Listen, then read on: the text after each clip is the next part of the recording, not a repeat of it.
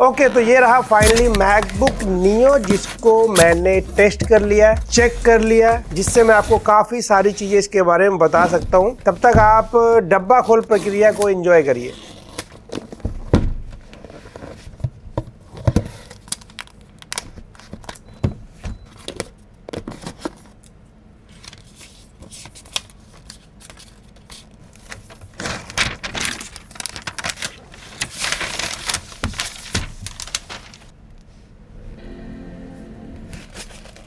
Oh damn, तो enjoyment हो गई।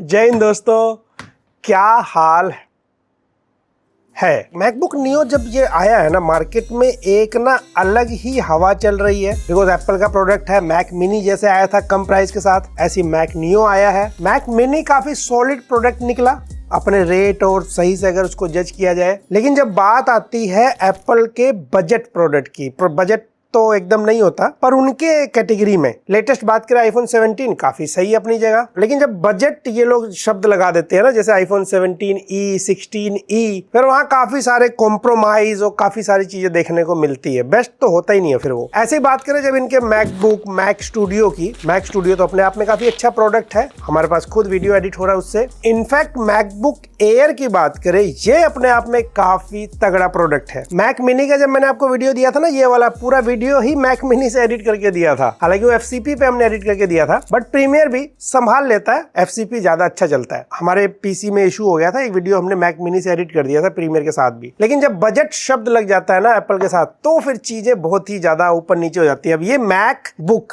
नियो एक बजट इनका मैकबुक बोला जा रहा है, यहाँ भी वही हाल तो नहीं है। इस प्रोडक्ट को ना अननेसेसरी भाई ना बिना वजह, कई बार बहुत लोग बहुत अच्छे से जज कर रहे हैं इसको, और बहुत लोग बिना वजह जज कर रहे हैं इसको। एडिटिंग मशीन बोल दिया जा रहा है। मैंने एक ट्वीट देखा था भाई, इनके हिसाब से बहुत अच्छी एडिटिंग करता है, फिर ये कोई ज्ञान थेरेपी करके इसके हिसाब से एडिटिंग के लिए इतना अच्छा नहीं है। सच क्या है और है किसके लिए, कहाँ स्टैंड करता है? तो सिट बैक, रिलैक्स, जल्दबाजी है तो टाइम स्टैम्प वीडियो के डिस्क्रिप्शन में मिलेगा। तो ये रहा मैकबुक नियो आपके सामने, और कुछ रेफरेंस देने के लिए थोड़ा बहुत मैं मैकबुक एयर भी शो करूंगा। ये M4 वाला है, आई नो दोनों अलग है, दोनों का प्राइस, परफॉर्मेंस, कई चीजें अलग है। लेकिन बहुत लोग ऐसे होंगे जिनका नियो का भी बजट होगा, एयर का भी बजट होगा, M2 एयर वगैरह भी अभी ओपिनियन में ऐड कर दूंगा, तो एक रेफरेंस दे रहा हूँ, ठीक है ना। तो मैकबुक नियो 1.23 kg का है, लगभग इतना ही वेट मैकबुक एयर का है। हालांकि वेट डिस्ट्रीब्यूशन इसका थोड़ा अलग फील कराता है। और मैकबुक एयर में M4 वाला, जैसे मैंने कहा मेरे पास जो है, मैकबुक हमेशा से बिल्ड क्वालिटी अच्छी के लिए जाना जाता है। एयर का बिल्ड क्वालिटी अच्छा है, इसकी डिस्प्ले अच्छी है, ट्रू टोन वाला ऑप्शन मिल जाता है, कैमरा, माइक, स्पीकर भी जिस थिकनेस के साथ आता है अच्छा है, और जो इसका ट्रैक पैड है बड़े साइज का है और अच्छा फील देता है। ये हैप्टिक वाला है, इसीलिए इसका ट्रैक पैड, कुछ वीडियो आपने देखा होगा कि कपड़ा लगा के टच करते हैं तो काम नहीं करता, फिंगर से ही वो काम करता है, वो फील कराता है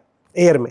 लेकिन मैकबुक नियो की बात करेंगे, दिखने में टिपिकल मैकबुक की तरह लग रहा है, अच्छा लग रहा है। बेजल्स लेकिन यहाँ पे इन्होंने बड़े कर दिए इसमें, वो बजट फील दिलाने के लिए आपको। मैं फिर से कह रहा हूँ, ये कोई एकदम बजट लैपटॉप नहीं है, बट एप्पल का बजट प्रोडक्ट है। मेटल बिल्ड क्वालिटी है, बिल्ड क्वालिटी में कॉम्प्रोमाइज ज्यादा नहीं किया गया है। फर्क जरूर दिख सकता है, थोड़ा डिजाइन अलग लग सकता है। अगर आप देखो कॉर्नर को थोड़ा अलग से राउंड शेप दिया हुआ है। स्पीकर का प्लेसमेंट यहाँ पे ऐसे लेफ्ट और राइट साइड यहाँ पे है। स्पीकर की क्वालिटी मैकबुक एयर से थोड़ा कम लगता है, बट वैसे अच्छा है जिस रेट में ये आता है, या फिर और भी हमने जो लैपटॉप देखे हैं।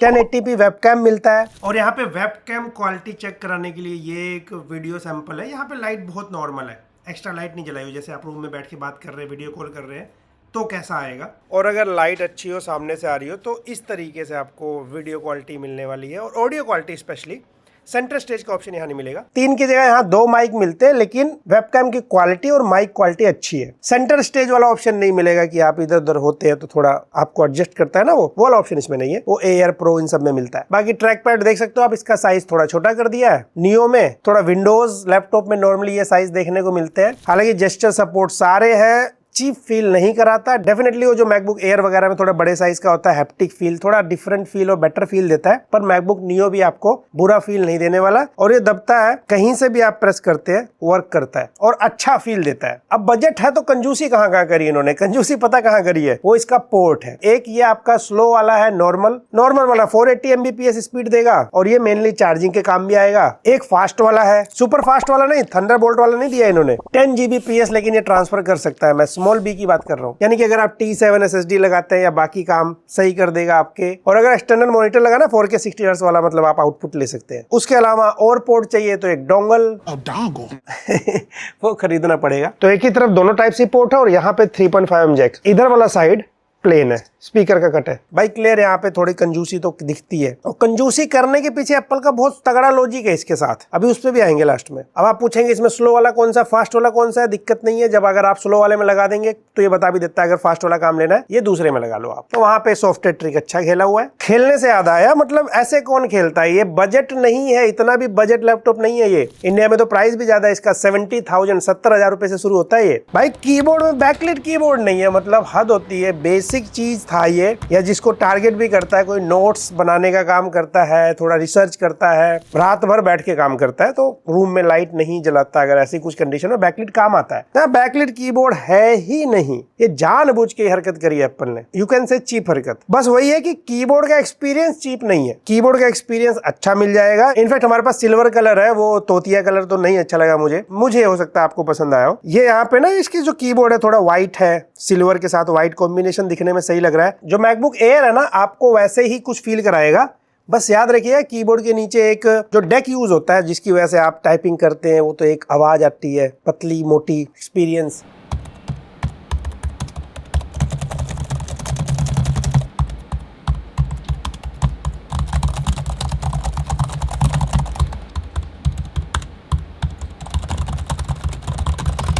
वो एयर का बेटर लगेगा थोड़ा सा इससे, पर आप दोनों नहीं खरीदेंगे ना, टाइपिंग एक्सपीरियंस में दिक्कत नहीं है। बाकी मेरे वाले मैकबुक न्यू में आपको टच आईडी दिखेगा क्योंकि ये 512GB है। यहाँ पे भी एप्पल ने जानबूझ के 512GB में टच आईडी डाल दिया। वो चाहते हैं कि आप हायर वेरिएंट खरीदें, क्योंकि जितना हायर वेरिएंट आप खरीदते हैं ब्रांड का प्रॉफिट उतना ज्यादा निकलता है। तो टारगेट ही 512GB बेचने का है ज्यादातर। ये सिर्फ लॉक अनलॉक करने के काम नहीं आता, बिकॉज मैं खुद मैकबुक यूज करता हूँ। अपने बैंकिंग, लॉग इन, बहुत सारी वेबसाइट, मेरे तो कितने अकाउंट होंगे, हर जगह भाई मैंने अपना पासवर्ड सिंक कर रखा है। कुछ भी लॉगिन करना जस्ट मैं फिंगर टैप करता हूं। मतलब ये मेरे लिए पर्सनली तो एक लाइफ सेवर है, जितनी जगह मेरा अकाउंट है या जितनी चीजें मैं करता हूं। तो वो यहाँ पे टच आईडी 512GB मिलेगा, बाकी में नहीं, मतलब बेस वाले में नहीं। बाकी अगर बात करते हैं हम लोग डिस्प्ले की, ये 13 इंच है और ये डिस्प्ले रेजोल्यूशन जो है ये फुल एचडी से ऊपर है। फुल एचडी प्लस प्लस बोल दे, आई थिंक यही बोलना बेटर होगा। IPS डिस्प्ले है, 60 हर्ट्ज डिस्प्ले है। ये 60 होना था, इसमें एयर में भी 60 हर्ट्ज ही देते हैं, प्रो में देते हैं 120 हर्ट्ज। और डिस्प्ले में कुछ चीजें क्लियर कर देता हूँ भाई, बहुत कंफ्यूजन में भी हो आपको। पहली बात तो ये 500 निट्स ब्राइटनेस के साथ आता है। ब्राइटनेस अच्छी है, जिस रेट में आता है मैं अच्छी ब्राइटनेस वाला लैपटॉप बोलूंगा। कई बार तो आपको 250 निट्स वाले, 300 निट्स वाले भी मिल जाते हैं। और कलर एक्यूरेसी की बात करें, शाइनी डिस्प्ले, पहली बात तो ये देख सकते हो आप, अच्छा खासा रिफ्लेक्शन आता है इसके ऊपर अगर आउटडोर में काम करते हैं। बाकी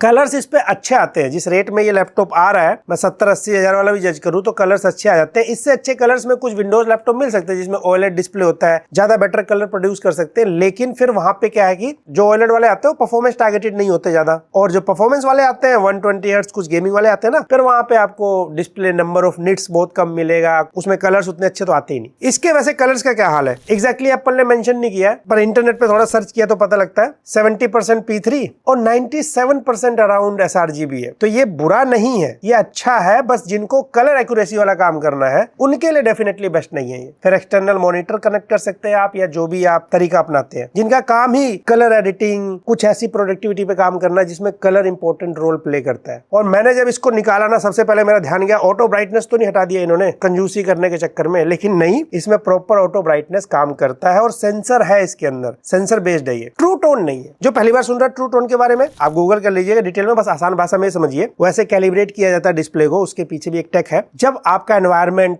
सराउंडिंग में कैसी लाइट है, उस बेस पे डिस्प्ले का कलर स्विच करता है, अच्छा लगता है आंखों को। हालांकि उसमें भी जब आप कलर एक्यूरेसी वाला काम करते हैं तो नॉर्मली ट्रू टोन लोग बंद भी कर देते हैं, ऐसा भी होता है कई बार, वो इसमें नहीं है। बाकी अगर HDR वीडियो के बारे में जानना चाहते हैं तो ऐसे प्ले होगा HDR वीडियो, बट उस तरह से जैसे वो HDR वर्क करता है ना, वैसे नहीं काम करेगा। वो एक्चुअली ना मैकबुक प्रो में काम करता है। एप्पल के ना प्रोडक्ट दूर से दिखने में एक जैसे लगते हैं कि ये ऐसे सही एयर है, ऐसा सही यहाँ पर नियो है, ऐसा सही ये प्रो है, पर वो बहुत फर्क होता है। प्रो तो सबके लिए होता ही नहीं है। मैंने लेके ये चीज एहसास किया, सोचा था एडिटिंग करूंगा, बट फिर हमने मैक स्टूडियो लिया, क्योंकि मैकबुक प्रो में क्या होता है, speaker, build quality, display quality, 120 hertz, keyboard typing experience, वो छोटी छोटी जगह ऐसा ट्वीक करते हैं ना कि वो दिखता है, लेकिन फिर वही बात, जो एयर या नियो खरीदेगा वो प्रो क्यों खरीदेगा, वो बस मैं बता रहा था। और मैं जो काम कर रहा हूँ आजकल प्रो से, मेरे लिए एयर काफी था। और अब मैं बात करूंगा उसके बारे में जिसके लिए बहुत ज्यादा चर्चा में है और बहुत डिफरेंट ओपिनियन है इस पे, इंटरनेट पे आपको मिलेंगे। वो है परफॉर्मेंस। बेंचमार्क दिखाता हूँ, फिर रियल वर्ल्ड में चलते हैं। आज उल्टा करते हैं, पहले रियल वर्ल्ड में चलते हैं फिर बेंचमार्क देखते हैं। देखिए परफॉर्मेंस के लिए उन्होंने क्या किया, एकदम चुपचाप से लास्ट ईयर जो आपने आईफोन में A18 Pro देखा था वही वाला प्रोसेसर इस मैकबुक नियो में डाल दिया। इसके अंदर एक कोर जीपीयू कम है बल्कि, पर इसको क्योंकि आईफोन से बड़ी बॉडी मिलती है, थर्मल कंट्रोल ये अच्छा कर सकता है। इनफैक्ट जिस टास्क के लिए बना, हमने भी जो टास्क किए, ये ओवरहीट होता हुआ नजर नहीं आता जब तक इस पे ऐसा काम ना दो जिसके लिए बना नहीं। किसके लिए नहीं बना वो बताऊंगा। तो थर्मल कंट्रोल वगैरह अच्छा कर सकता है ये। अच्छा, आपने एक चीज नोटिस किया एप्पल ने क्या किया यहाँ पे? एप्पल ने अपने आईपैड में, बेस वाले की बात नहीं कर रहा हूँ, बाकी में वहां M सीरीज चिप यूज करते हैं और अपने मैकबुक में आईफोन वाला चिप डाल दिया। इसका मतलब अगर वो चाहे इजिली आईपैड में मैक ओएस चला सकते, बढ़िया चलेगा। पर यहाँ पे जानबूझ के उन्होंने इंटेंशनली, इनका बस इरादा था, चाहते तो इजीली अपना ये पुराना M सीरीज का M2 चिप डाल सकते थे, M3 चिप डाल सकते थे, M5 आ गया अभी तो लेटेस्ट ना, पर ऐसा नहीं किया। तो A18 Pro चिप डाल दिया, इसके अंदर 80GB रैम सपोर्ट करेगा, पूरा SoC सिस्टम ही ऐसा इसका, इससे ऊपर ऑप्शन ही नहीं मिलेगा। बस वही है, जब रैम की ज्यादा रिक्वायरमेंट होगी इसको, ये रैम स्वैप यूज करेगा जो इसकी स्टोरेज है उसमें से, और वो हमने करते हुए देखा भी। बाकी वैसे सिर्फ 8GB रैम के साथ आएगा ये। और इसका जो रैम और जो स्टोरेज है वो भी मैकबुक एयर के कंपैरिजन में लो क्वालिटी वाला है। आप साइड बाय साइड देखो, मैकबुक एयर का RAM speed, read and right speed ज्यादा है मैकबुक नियो से, और हमारा मैकबुक एयर बेस वेरिएंट है और मैकबुक नियो का बल्कि फिर भी 512GB वाला है। बड़ा फर्क है ना दोनों में। अच्छा हाँ, अगर आप ये सोच रहे क्या इससे डे टू डे लाइफ में इसमें दिक्कत आएगी इस स्पीड से, नहीं ऐसा नहीं है। जो स्पीड ये देता है जिस तरह की यूजर के लिए बना है काफी हो सकता है। एक काम करते हैं, वही क्लियर करते हैं इसका पर्पस क्या है, किसके लिए है। सबसे पहले गेमिंग के लिए। देखिए आप गेमिंग, लाइट गेम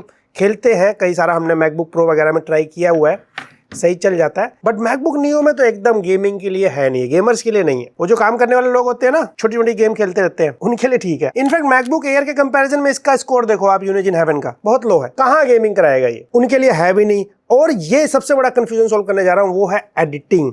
एडिटिंग पे इंटरनेट पे डिफरेंट ओपिनियन। फॉर एग्जाम्पल यहाँ पे कहा गया इस ट्वीट में कि भाई 4K एडिट किया, बढ़िया स्मूथली एडिट कर रहा है। फिर मैं ट्वीट करता हूँ कि ये गुड टाइप एडिटिंग नहीं कर सकता, हैवी एडिटिंग तो दूर की बात है। दोनों काफी अलग ओपिनियन नहीं है। पहली बात तो जो उस ट्वीट में टाइमलाइन दिखाई गई है, एक बेसिक सी 4K footage drag and drop किया गया, उस पर कट लगाए गए हैं। अगर सिर्फ यही एडिटिंग करना है फिर तो ये बहुत ज्यादा मैकबुक नियो पावरफुल है, ओवरकिल है। तो देखो जिन्होंने ये दिखाया डेफिनेटली हो सकता है इस तरह की वीडियो एडिट करते हो, उनका अपना सबका एडिटिंग का एक तो तरीका भी बहुत अलग अलग है।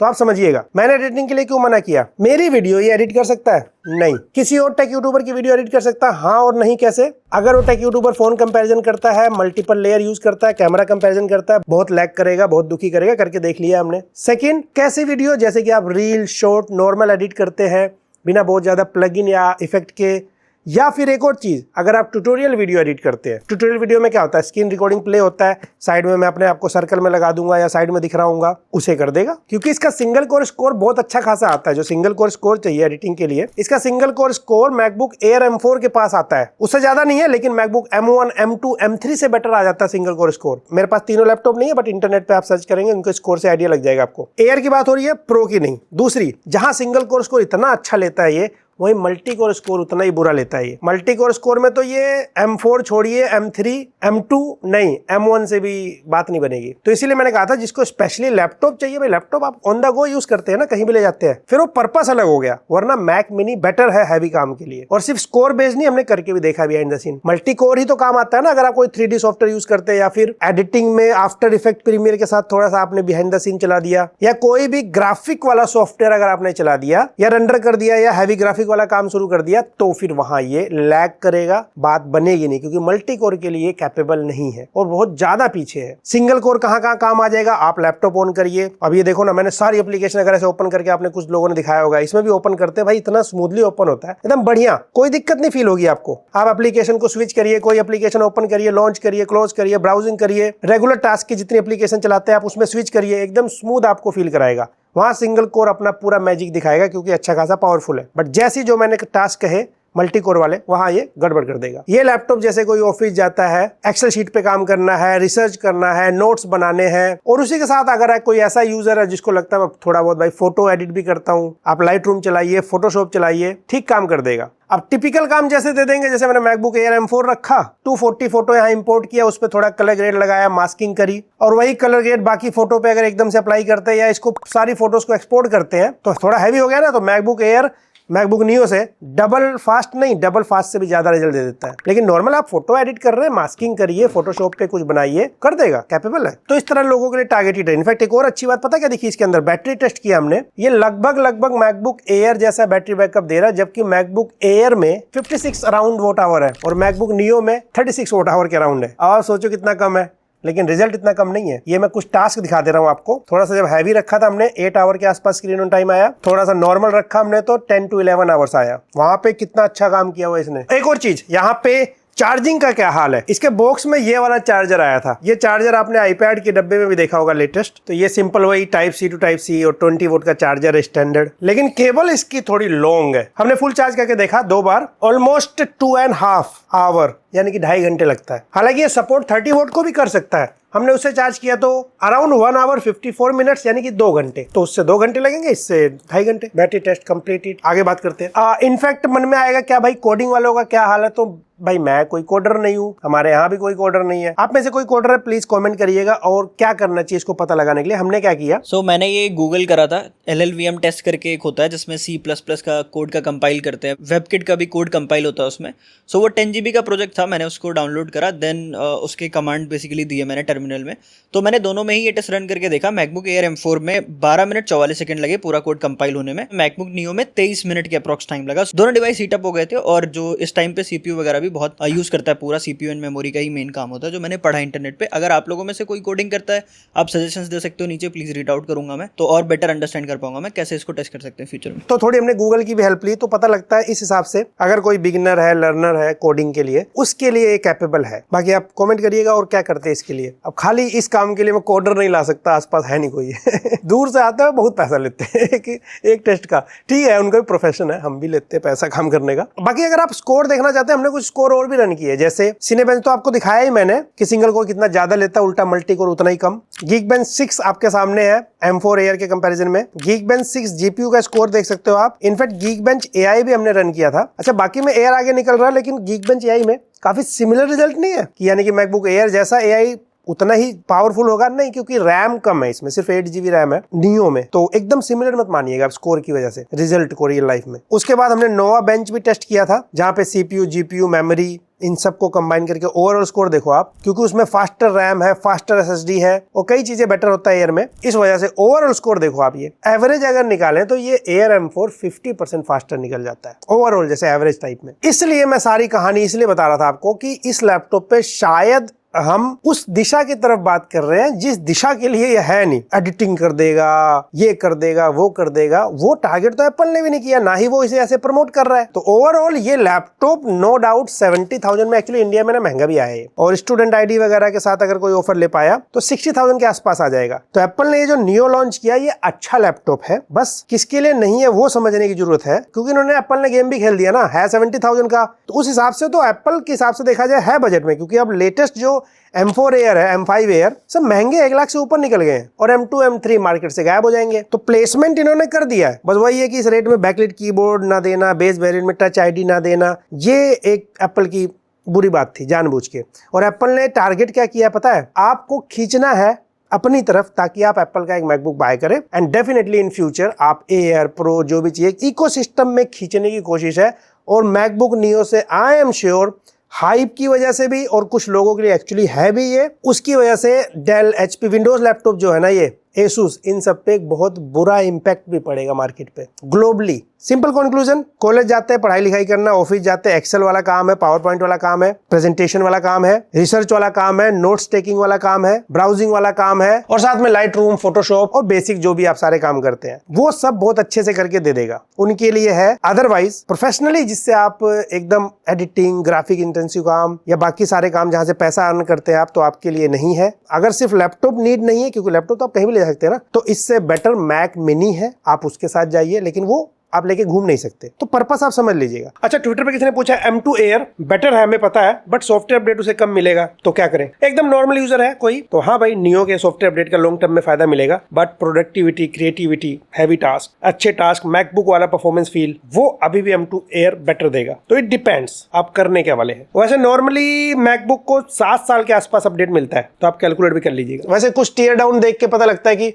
इसके अंदर भाई रिपेयर करना आसान है, रिपेयरेबिलिटी, बाहर पार्ट्स मिल जाते हैं, यहाँ पे आपको ऑफिशियली कराना पड़ेगा इंडिया में, तो आपको शायद उतना सस्ता नहीं पड़ेगा, लेकिन इसको रिपेयर के नजरिए से इजी है चीजों को निकालना लगाना। तो एप्पल ने बढ़िया गेम प्ले किया इसके साथ मार्केट में, बट आपके पास वही ऑप्शन है M2 Air अगर कहीं से मिल जाए। M3 Air का सैडली प्राइस कम नहीं होता अगर मिल जाए, लेकिन और अगर आप उस यूजर में से है कि पैसा तो मैं एयर की तरफ भी लगा सकता था, लेकिन भाई नियो मिल रहा है तो क्या मैं ले लूं? देखिए, जिस तरह का यूजर मैंने बताया उस तरह से अगर आप हैं तो ले लीजिए, वरना आप बिल्कुल एयर की तरफ जाइए। लैपटॉप लॉन्ग टाइम इन्वेस्टमेंट होता है, फोन की तरह इसे कोई डेली चेंज नहीं करता। आई होप इस वीडियो से आपको क्लियर हो गया होगा सब कुछ। वीडियो पसंद आए तो लाइक से सब्सक्राइब करिए। मैं मिलता हूं आपसे अगली वीडियो में।